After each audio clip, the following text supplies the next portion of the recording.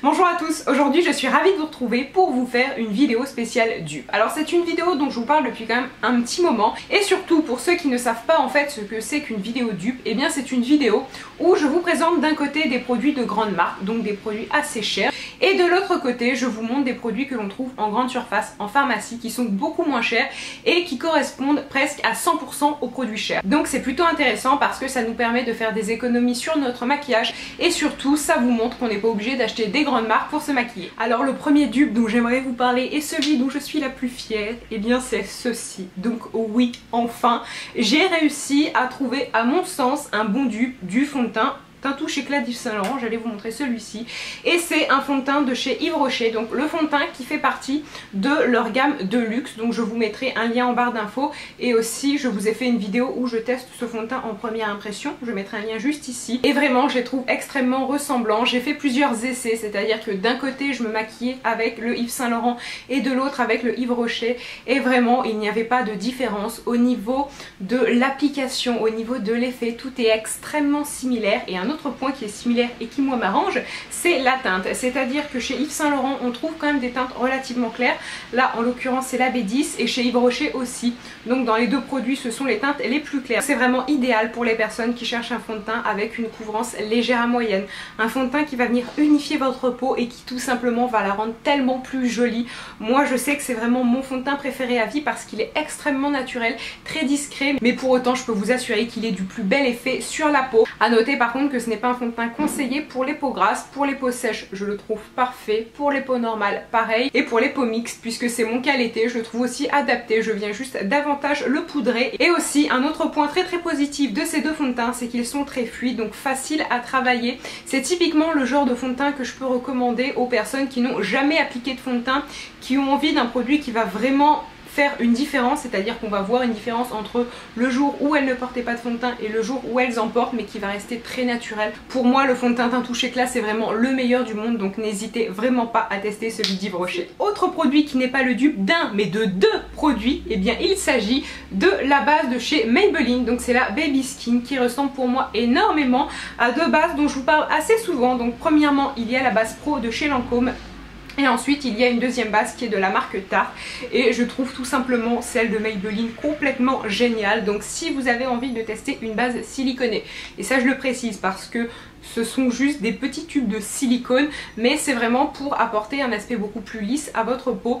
Et parfois ce que je fais c'est que je viens appliquer cette base vraiment sans me maquiller, mais ça vient juste un petit peu réduire l'apparence de mes pores, notamment au niveau du nez, et ça vous donne l'impression d'un grain de peau beaucoup plus lisse. Alors ça ne vient pas corriger la couleur de votre peau, c'est à dire que si vous avez des rougeurs, des cernes ou ce genre de choses, ça ne fait aucun travail au niveau de l'unification, mais vraiment pour l'aspect lisse c'est très positif. Et en plus de ça je pense que Maybelline est une des premières marques à sortir une base de type siliconé, parce que moi j'en applique quand même depuis un petit moment et j'étais forcément obligée d'acheter ça chez Sephora, et c'est vrai que ça chiffre vite parce qu'en général ce sont des produits assez chers. Si vous avez envie de tester une excellente base siliconée qui n'a aucune odeur, et je peux vous assurer, j'ai fait le test sur ma main, j'ai senti, enfin bref, j'ai tout expérimenté, la base de Maybelline ressemble trait pour trait à ces deux-là. À noter peut-être que celle de Lancôme est un tout petit peu plus liquide, alors ce n'est pas de l'eau, mais je dirais que celle de Maybelline a une consistance un tout petit peu plus pâteuse, tout comme celle de Tarte, mais vraiment pas besoin d'aller dans des grandes marques parce qu'elle est excellente. Alors après je sais que certaines personnes peuvent réagir à ce type de base parce qu'elles sont bourrées de silicone,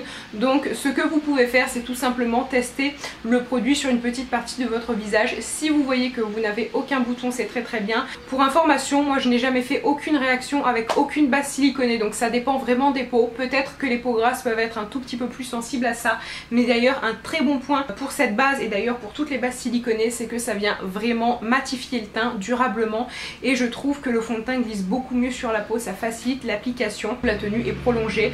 Donc voilà, une super base à petit prix. Ensuite autre dupe, et il s'agit encore une fois d'Yves Rocher avec ces deux blushs. Donc d'un côté vous avez un rose très froid, très voyant, donc c'est celui que je porte actuellement. Et pour moi c'est une couleur qui est très jolie, qui va autant à des teintes très clairs parce que je trouve que ça vient mettre un petit peu de gaieté sur notre visage tout blanc, autant sur des teints plus bronzés, mat ou même des peaux noires. Je pense que ça peut être somptueux avec une bouche un petit peu colorée. Pour moi c'est une couleur qui est géniale et très adaptée à l'été, sauf qu'un blush Bobbi Brown ça coûte assez cher. J'avais acheté celui-ci à Toronto il y a peut-être 1 an et demi et je me souviens que oui, il m'avait coûté effectivement assez cher. Et une couleur vraiment très ressemblante et qui est même un petit peu mieux parce que beaucoup plus pigmentée. Il s'agit d'un blush de chez Yves Rocher. Alors au niveau de la couleur, lorsque vous les swatchez, vous verrez qu'elles sont un tout petit peu différentes parce que celle de Bobbi Brown est très légèrement plus violette. Alors c'est très léger et je vous avoue qu'une fois appliqué sur la peau on ne voit pas la différence, et pour preuve en fait j'ai fait le test plusieurs jours de suite. J'ai mis ce blush là d'un côté, donc le blush Bobbi Brown, et de l'autre celui d'Yves Rocher, et personne ne m'a interpellé ou regardé bizarrement dans la rue parce que j'avais deux joues de couleurs différentes. Donc pour moi ça peut être une excellente alternative. Et d'ailleurs le petit plus c'est que le blush d'Yves Rocher est beaucoup plus velouté, vraiment il glisse tout seul sur la peau. Puis autre alternative, il s'agit de rouge à lèvres avec la teinte numéro 7 d'Yves Saint Laurent qui ressemble énormément à la couleur Love Test de chez Sephora. Alors que ce soit au niveau de la texture, au niveau de l'effet sur les lèvres, c'est à dire que vous avez quand même quelque chose qui est un petit peu glossy mais qui va se matifier tout au long de la journée, et ce sont réellement deux fuchsias identiques. La seule chose qui va différer c'est au niveau de l'odeur, parce que les rouges à lèvres Yves Saint Laurent ont vraiment une odeur très caractéristique, alors que ceux de chez Sephora ont une odeur un petit peu plus légère et ça sent les fruits. Alors après à voir si on aime ou pas, mais je vous rassure c'est pas une odeur qui va rester sur vos lèvres.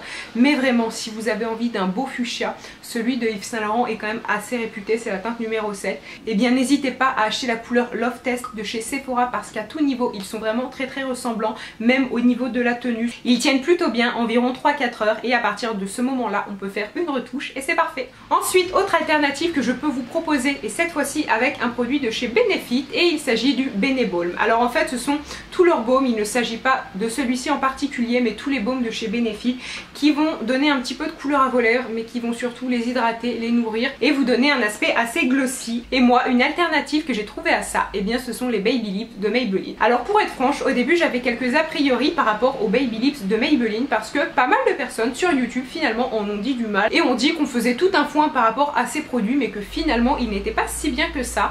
Et lorsque je les ai testés, et bien j'ai été très surprise parce que pour ma part c'est un coup de cœur total. Alors déjà ce que j'aime, et pour moi c'est juste complètement fou, c'est l'odeur. Ils sentent vraiment les fruits. Alors c'est un petit peu acidulé, c'est chimique, hein, je ne vous le cache pas, ça ne sent pas la cerise ou quelque chose de frais, non. C'est une odeur de bonbons acidulés et en fait ça me rappelle un jouet que j'avais quand j'étais petite, donc ça m'a replongé en enfance et c'est ce qui m'a fait vraiment craquer. Et au-delà de ça, lorsque je les ai testés, eh bien je les trouve hydratants, confortables, ils viennent nourrir vos lèvres. Alors ce n'est pas non plus quelque chose qui va réparer vos lèvres si vous avez des lèvres extrêmement gercées. J'ai envie de vous dire, tout comme ceux de chez Benefit, vous n'avez pas non plus quelque chose qui vient intensément réparer vos lèvres. Si vous avez envie de quelque chose qui va venir protéger vos lèvres, les hydrater, les nourrir en légèreté si on peut dire, mais qui surtout va apporter un petit peu de couleur et va donner un aspect glossy. Et pourquoi pas utiliser ces produits en tant que base, c'est-à-dire avant un rouge à lèvres mat. Et bien si vous avez envie de craquer pour un baume de chez Benefit, je vous conseille avant d'essayer ceux de chez Maybelline qui sont très bien.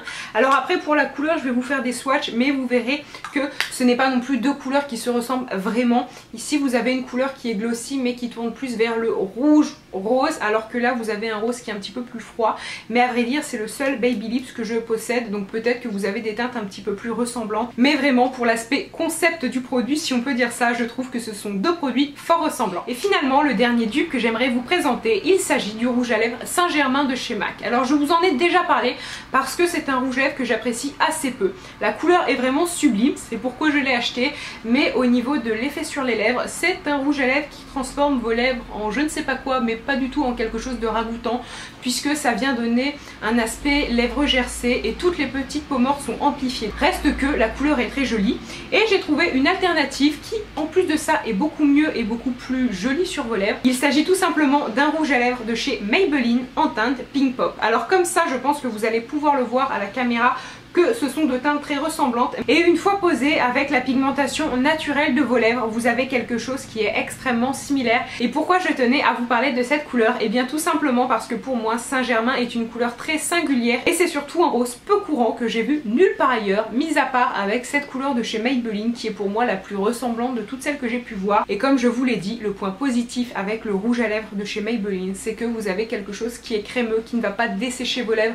et qui surtout ne va pas venir montrer vos petites peaux mortes, donc ça vous fait des lèvres beaucoup plus jolies. Et bien sûr ma vidéo est finie, j'espère vraiment qu'elle vous a plu et d'ailleurs si c'est le cas, n'hésitez pas à mettre des pouces verts, comme ça je pourrais éventuellement vous en faire une autre, parce que là comme vous l'avez vu j'ai fait ça avec quelques produits, je n'avais pas envie pour une première de vous montrer 45 000 produits, donc si je vois que ça vous plaît, et bien je pourrais faire une autre vidéo. Donc je vous fais à tous de très gros bisous et à bientôt, bye.